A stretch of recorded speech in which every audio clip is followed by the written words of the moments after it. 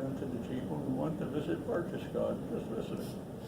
However, when we went there, the 101st Airborne was guarding that place like Fort Knox. And you ain't coming in here, boy. Right? This is American folk. I said, come on, we fought our way here. We didn't come here by taxi. Now all of a sudden I can't see. Nowhere. And we argued with them. I'm proud of myself. 16, 17, let them have it. And we argued, a mean guy. And finally I said, what skin is it going to be off your ass if we come in and take a look around and walk out? And finally he said, if I can keep your goddamn hands off of anything. Yes, sir. And then I saw this. He was sitting on the table, you know, those square tables only that big. And I said, okay, we'll be right out. When we left, okay, sorry, thanks a lot. And I brought it home. When I brought it home, I said, Ma, look you something, look you something good to say. She said, what's that? I said, I took this off Hitler's table. She said, from this table. Take it out of the house. And she suddenly became that little old lady. Screaming. She had sisters, family. So this has been under a bunch of stuff in my basement for years. Now why do I have all of this stuff? When we took prisoners, we had to cut off my outfit. We had to take anything with a swastika off their uniform. Bearing in mind the story that I just told you, think about this. This is what every German army, that's Wehrmacht, not SS but this is what every German soldier wore on his belt. It says, God is with us. And it'll be here for you to look at. This is a soul book, the identification book that belonged to him. There's a lot of tchotchkes here.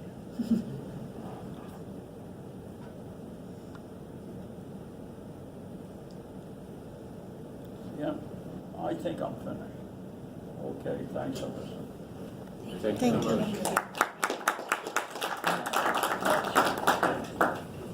But come up here and look at the tchotchkes.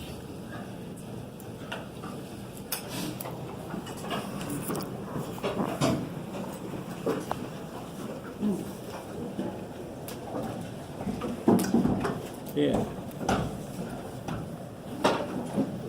How do you like that? Yeah.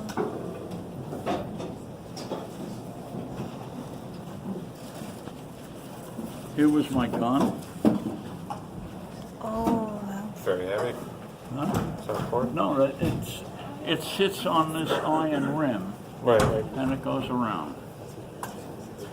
Yeah. Halfway. I'm looking for that woman's family. I hope I didn't lose that picture.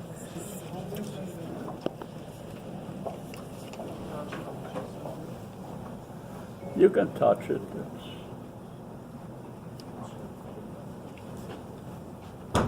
For those of you who are interested in war stuff, here's a picture that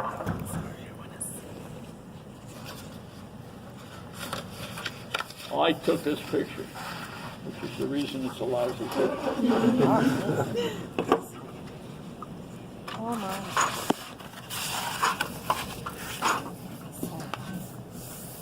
On that job. Okay, we had to go from here to here. Can you all see? Mm-hmm. Fine. We had to go from here to here. The first tank made it across and was here. These are two wooded areas where my hands are. Mm-hmm. The second tank started to make it across, and the enemy had us in their sights, and they opened fire. Boom, boom, boom.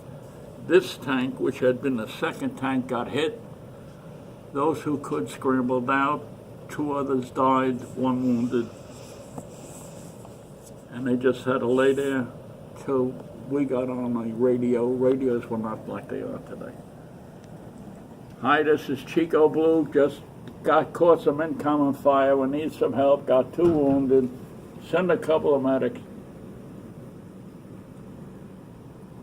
And then we heard another shot, and they're still firing, sir. So, okay, don't worry, Chico Blue, we'll get your shooters. And the next thing we heard was shooting coming from our side. And then, Chico Blue, we got your shooters, you may proceed. We got out, we picked up these guys, we left that tank there, and we started to leave. We got a radio call. Colonel, whatever his name is, just contacted us. We ain't gonna leave no $3 million piece of equipment waiting there over there for the enemy to take just without a fire. You go back and get that son of a bitch. Yes, sir. So we had to go back for this and take it. In order to get it, this tank hooked onto it. Couldn't pull it out. Then this tank hooked onto this, and together they couldn't pull it out. Then this tank, which was on a bridge, and we were afraid that bridge couldn't handle all this weight. The tank that was hit plus 3 other tanks were all pulling at the same time. You could feel the rumble in your feet like you were getting a foot massage from the ground. They were pulling and pulling. I saw a picture, something like that. I had just stolen a camera that I had all for myself. I took this picture. They didn't have adjustable lenses in those days.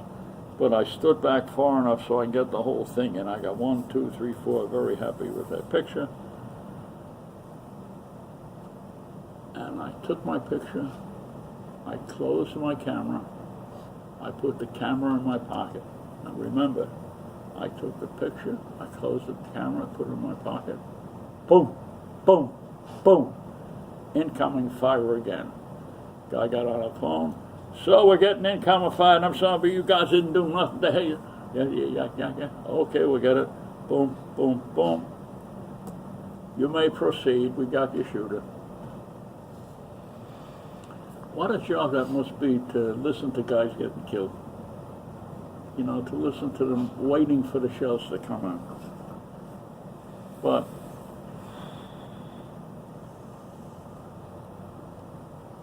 yes. 2 days later, I was in a big German town, Nuremberg, and I saw a photography store. I went in with my film, and he developed this picture. Now, see this? That's the enemy fire that I caught in midair. That's a shell that explodes in midair. See it? What I want to know is how come I heard it after it got its picture taken.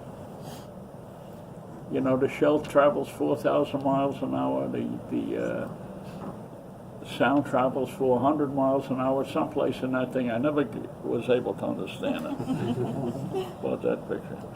Oh, something else. Anybody ever hear of Sophie Tucker? Mm-hmm. Sophie Tucker was a red-hot Jewish comedian singer. She labeled herself the last of the red-hot mamas. She could sing the sexiest songs and the most sentimental songs, and she was like 10 foot tall. Back in Munich, after I came out of Dachau, after my innocence, after wanting to be nice to people, I started chasing people out of a house, and I had all kinds of weapons on me. This kind of weapon, so I didn't have to walk into a room. I can just pull a trigger, and 45 bullets would jump all over the place. Or this kind of weapon, so I could walk into a small room. I got I was told to clean out that house, so I went to clean it out. I'm looking on the ground floor. There's a woman on a wheelchair. I told her she got to leave. She says, "You see, I can't go." I said, "Get a friend. I don't know how you did it before we got here, but our instructions are you're going to leave." She said, "You would do a thing like this." I said, "Lady, there's a lot worse that's being done. You can have friends take you out." And then I told her telegraphy, telephony, that they understand. She started to leave and she started to talk to me. She said, "You don't know what you're doing, sonny." I said, "I know what I'm doing. If I have to shoot you, I'll shoot you. Just get out." She said, "Why don't you look around first?" So I looked around and I saw a book called The Green Mountain, which had made a sensation in America. And it was absolutely forbidden in German. It was a Jewish author, and it had been a famous book. I said, "What are you doing with this?" She says, "There's more." And then I found the record of Sophie Tucker singing. In those days you had one song at a time. Sophie Tucker singing "My Yiddish Mama." I mean, it tear the heart out of any guys. It was 57th generation. I mean, tear you apart. I saw that, and there in April, May of 1944, in the heart of Nazi Germany, Munich, a town that had not given up yet, I was sitting on a bed with this lady, listening to Sophie Tucker sing "My Yiddish Mama," my dear Jewish mama. And I was crying like a baby, as any guy would. And years and years later, I'm home, I'm married, I got a family, and Ben Maxik's Town and Country opened up on Nostrand Avenue in Brooklyn. And he brought in the greatest stars you ever heard of. Sinatra was just a kid, but he was there, but the big stars of the day. And then they had Sophie Tucker. I thought, gotta go. So I went down with my wife, we saw her, and after her show, we walked down an aisle, and we make a left turn, and there in that corner, she's standing there selling her records. These were hard times for her. She was selling her records. And I said to her, "Miss Tucker, I got to tell you a story." She says, "Can't you see I'm busy right now? Now you come to tell me some bubble munch?" I said, "Yeah." "What is it?" I told her the story. And I said, and there I was sitting, crying my eyes out, listening to Sophie Tucker sing "My Yiddish Mama." And she said, "My Yiddish Mama? I cut that record years ago. You want me to have it here now?" Yeah, what a disappointment.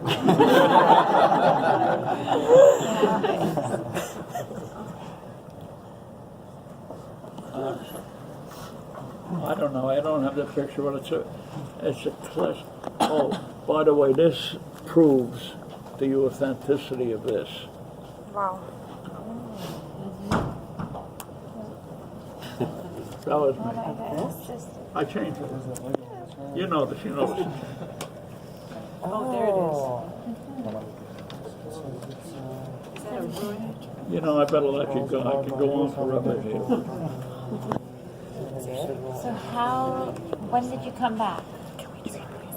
I came back to the States when the first A-bomb was dropped. I was on the ship. Coming back, so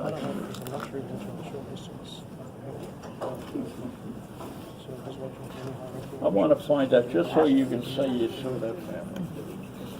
Do you live in Brooklyn now? Yeah, it's in here. I know I saw it when I packed up.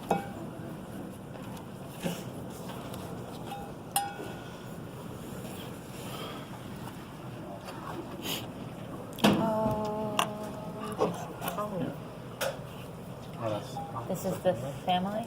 That's her family. She was my and she had that hidden in her gown. Very good shape. Do you know who she, was she one of these girls? She's not, I don't think so. She wasn't one of them. Okay. I don't know. I just know that she handed her family. I should look for it. By the way, every time you enter the new room, somebody screamed at you, at me. Darf Allemann Zugen. They knew I understood Yiddish. She wasn't had to say it. She could tell everybody. Darf Allemann Zugen.